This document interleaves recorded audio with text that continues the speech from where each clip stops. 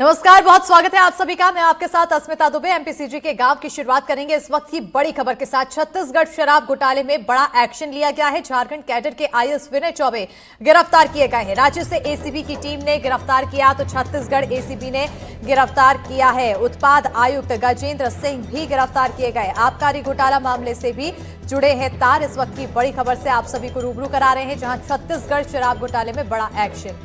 ज्यादा जानकारी के साथ हमारे सहयोगी नीलेश त्रिपाठी फोन लाइन पर जुड़ चुके हैं। नीलेश, क्या कुछ अधिक जानकारी?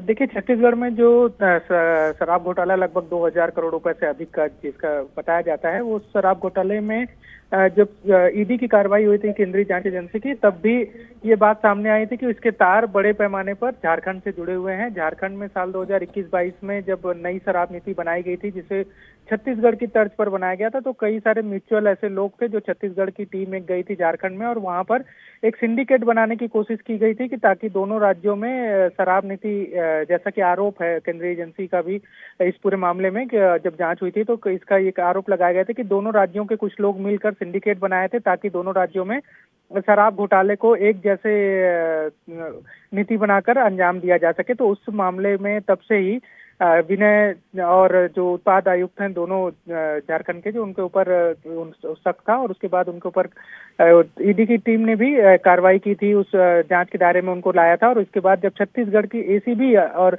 ईओडब्ल्यू की टीम जब अब इस मामले में जांच कर रही है, और बड़े पैमाने पर छत्तीसगढ़ में भी लगातार कार्रवाइयां चल रही हैं। आज भी 35 जगहों पर अलग अलग, न सिर्फ छत्तीसगढ़ बल्कि महाराष्ट्र और अन्य राज्यों में भी कार्रवाई की गई, और इसके अलावा 3 दिन पहले भी एक बड़ी रेड की गई थी। उसके बाद जो इनपुट मिले उसके आधार पर अब ये बताया जा रहा है कि झारखंड के इन दोनों अधिकारियों को गिरफ्तार कर लिया गया है। इसको लेकर जो प्रक्रिया की जाती है अनुमति की, वो पहले से ही की जा चुकी थी, और उसको अनुमति मिलने के बाद अब ये कार्रवाई की गई है।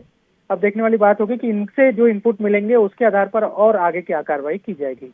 बिल्कुल, बहुत शुक्रिया नीलेश तमाम जानकारी देने के लिए। तो अब लगातार यहाँ पर एक्शन देखने को मिल रहा है, एक के बाद एक, और आबकारी घोटाला मामले से जुड़े कई तार भी निकलकर सामने आ रहे हैं। बढ़ेंगे खबरों में आगे। उज्जैन से खबर है, जहां चरक अस्पताल में जोरदार हंगामा। घायल बच्ची के परिजनों पर हंगामे का आरोप लगा है। विवाद के बाद अस्पताल में तोड़फोड़ का आरोप, अस्पताल स्टाफ से बदसलूकी का भी आरोप। तो बच्ची को रेफर करने को लेकर हुआ था विवाद। बड़ी खबर से आप सभी को रूबरू करा रहे हैं। उज्जैन के सबसे बड़े सरकारी अस्पताल चरक हॉस्पिटल में जोरदार हंगामा देखने को मिला है।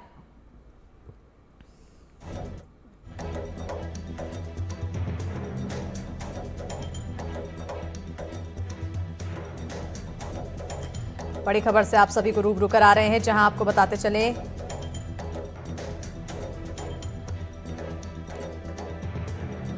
नाराज कर्मचारियों ने काम बंद किया।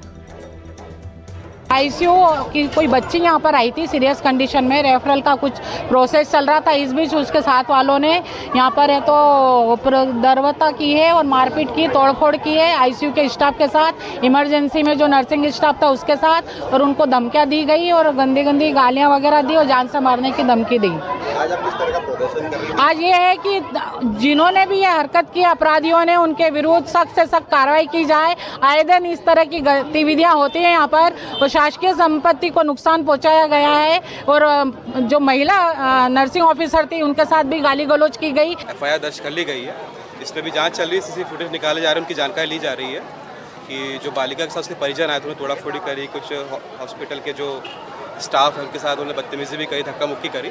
इस पर जाँच जारी है। अभी ये जो सुरक्षा का जो मामला उठाया है, सुरक्षा का यहाँ पे स्टाफ भी रहता है, उसके बाद भी घटना हो रही है, इसको लेकर क्या विभागीय रूप से कुछ करेंगे आप?